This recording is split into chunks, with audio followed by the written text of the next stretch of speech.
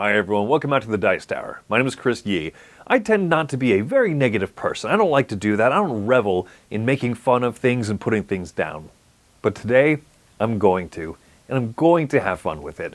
Come, join me as I make fun of 5 very terrible games.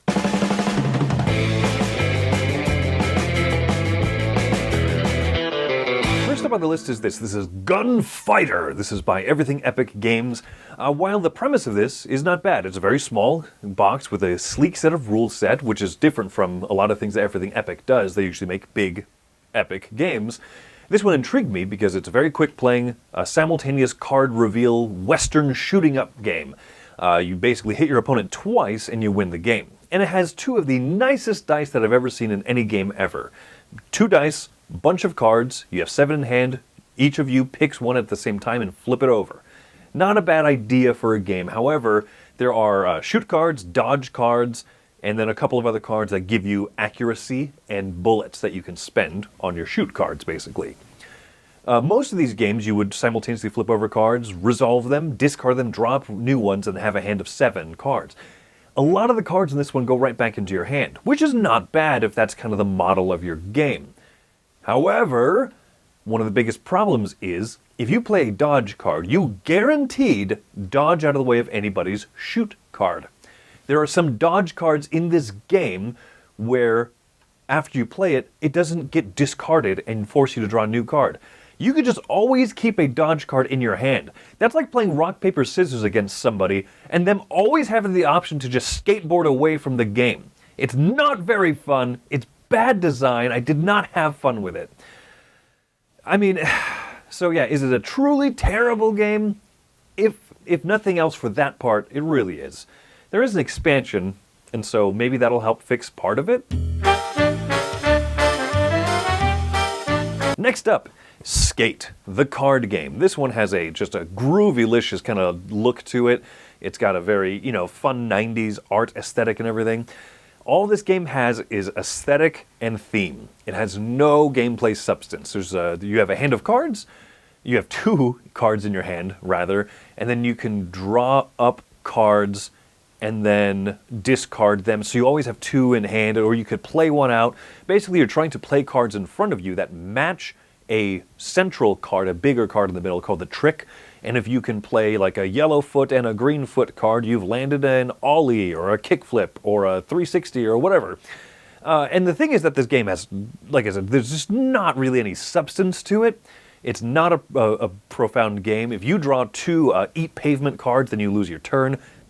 Game designers, it's not fun to just lose a turn. Stop putting that in your games. And then also, if you draw up to 3 times but don't get anything useful, you get a rail card, which is you get 2 halves, 2 rails that you put together so that you can do a grind trick on it later, so that when you fulfill a regular trick, you also, if you have matching cards, get to land the grind, which is worth an extra point. I think that part is very much explained weird in the rulebook. It doesn't make a lot of sense with the flow of the game. I do not recommend anything about Skate, the card game. If you like skating, sorry, this is just not going to be it. Next up, let's go to those, have you ever been to like an awkward work training event with like bad get-to-know-you icebreaker type questions? Well, welcome to Top Tale. Top Tale, get to know your fellow human being, the OG Volume 1. Too long of a title. This is terrible. The best part about this game is the magnetic clasp box. Look at that. You've just seen everything that this game has to offer. This is just icebreaker type questions, and they're all just terrible, right? So you sit around in a room with either people that you do know or people that you don't know, and you get to answer the question, what is your most tragic life event? No! The kindest person that you know. Most memorable punishment.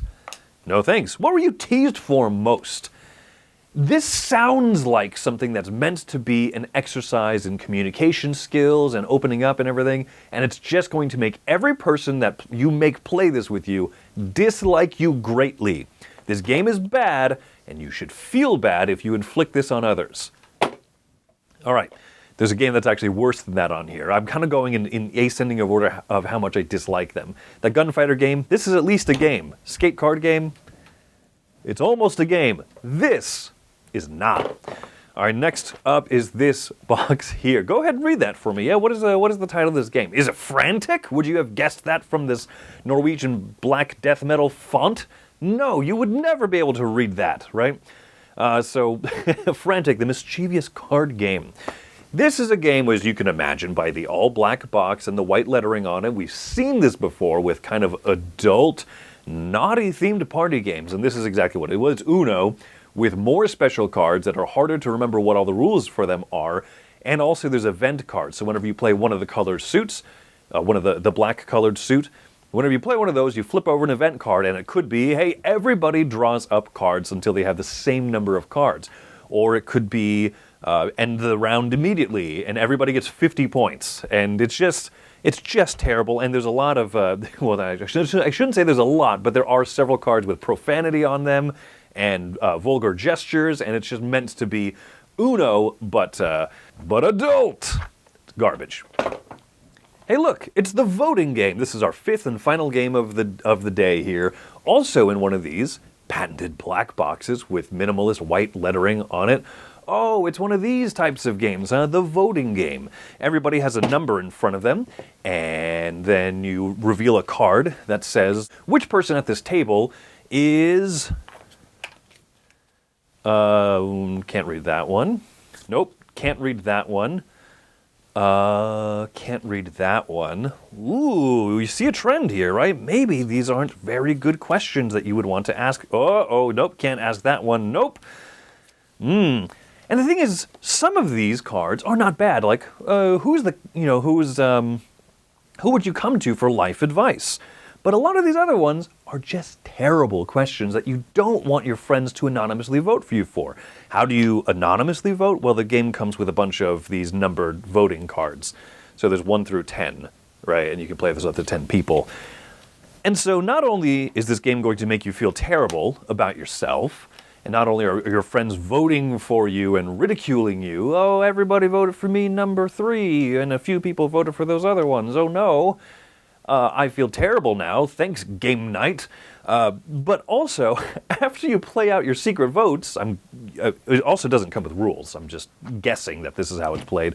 Everyone votes, and then you put the voting cards in the middle, you shuffle them up so you don't know who voted for what, and you reveal them. Somebody feels terrible about themselves, and then everybody else has cards in hand that are missing the one number. Everyone voted for me number 3, a bunch of people are missing number 3. So you have to put all of those cards back together and then redistribute all 10 of them, or however many people you're playing with?